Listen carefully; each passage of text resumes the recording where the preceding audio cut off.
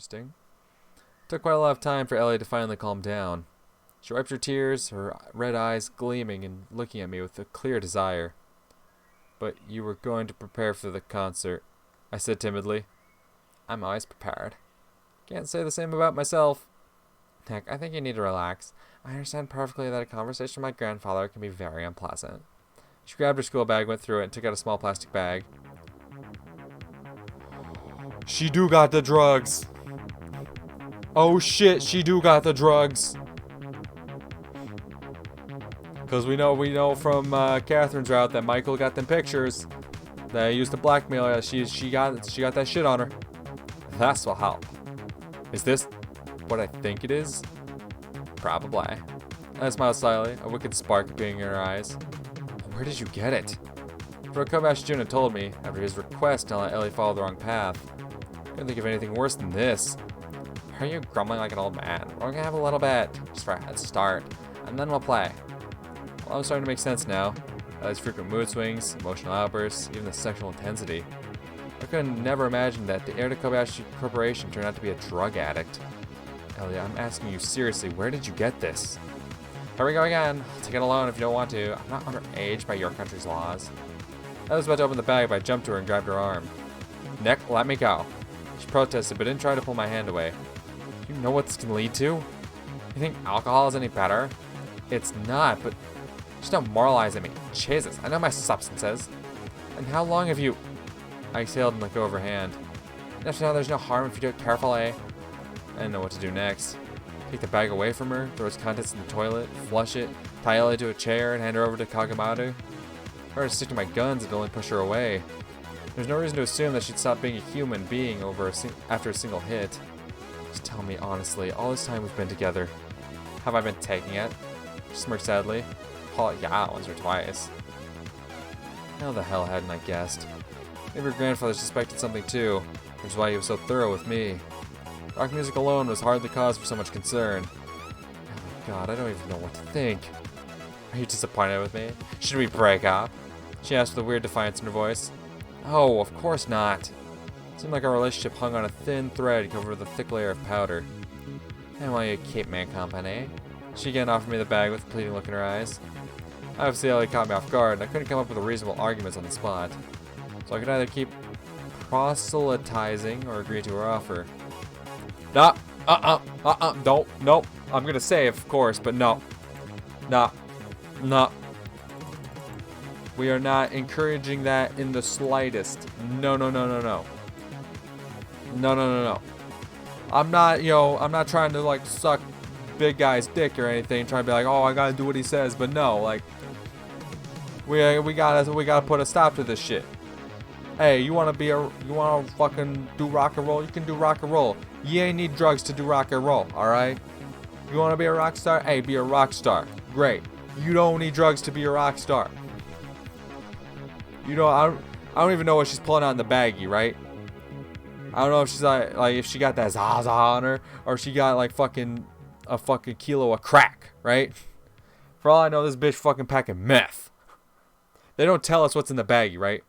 If it's just pot, I wouldn't give a shit, like, honestly. But like, but I'm guessing it's a bit more than pot. Like, we got coke, we got crack, we got meth, we got smack, huh? What you got in the baggie?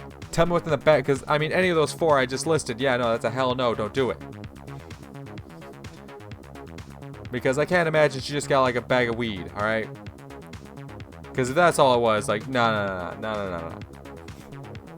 Then there would be too much of an issue. But like you were saying earlier and pointing out all the things, like, you know, the mood swings, the sexual desires and all that, that ain't weed.